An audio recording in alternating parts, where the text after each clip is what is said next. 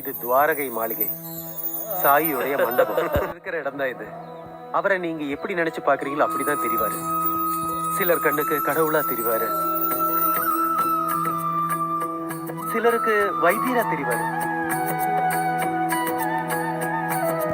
சிலருக்கு குருவா தெரிவாரு, சிலருக்கு சாப்பாடு போடுற தாய், சிலருக்கு அப்பாவா தெரிவாரு, இன்னும் சிலருக்கு நண்பனா தெரிவாரு.